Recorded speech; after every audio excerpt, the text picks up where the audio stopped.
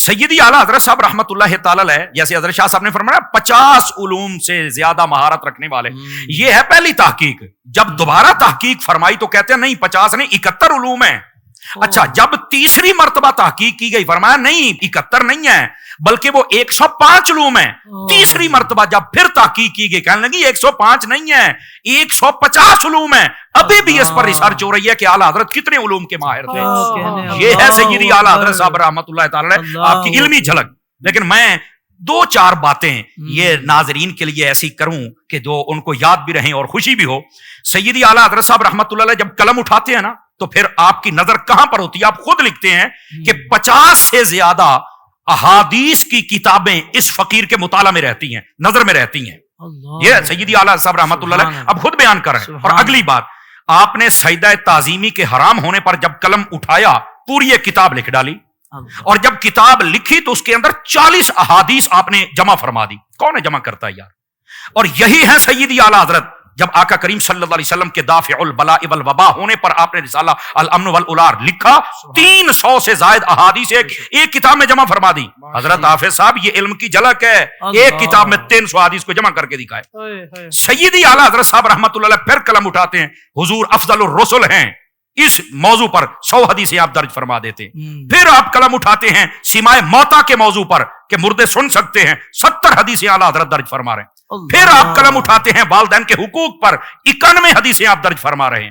پھر آپ قلم اٹھاتے ہیں شفاعت مصطفیٰ پر 40 حدیثیں آپ درج فرما رہے ہیں۔ پھر آپ قلم اٹھاتے ہیں داڑھی کی اہمیت پر 56 حدیثیں آپ درج فرما رہے ہیں۔ اور پھر یہ تو ہے کہ آپ نے ایک موضوع پر اتنی حدیثیں لکھی۔ حضرت اس سے بڑا کمال یہ ہے ایک حدیث لکھ کر آپ نے اس کے حوالے کتنے دیے کہ یہ حدیث کس کس کتاب میں موجود ہے۔ میں اس پر بھی ایک جھلک اپنے ناظرین کے سامنے رکھوں۔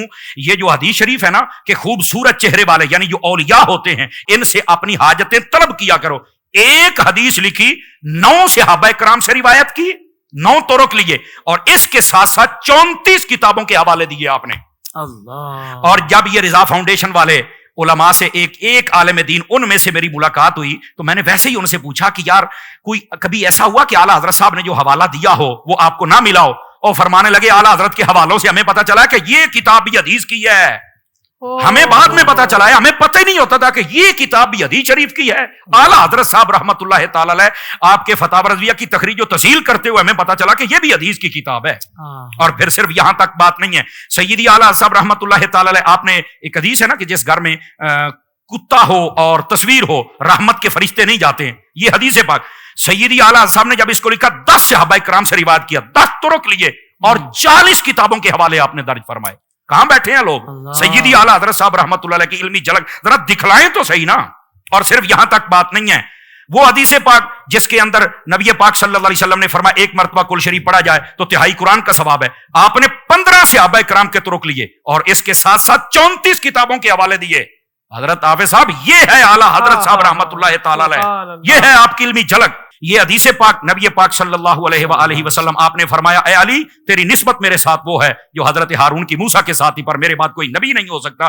یہ حدیث آپ نے لکھی، 14 صحابہ کرام کے طرق بیان کیے، 18 کتابوں کے حوالے آپ نے دیے۔ یہ ہے سیدی اعلیٰ حضرت صاحب رحمۃ اللہ علیہ آپ کا علمی مقام۔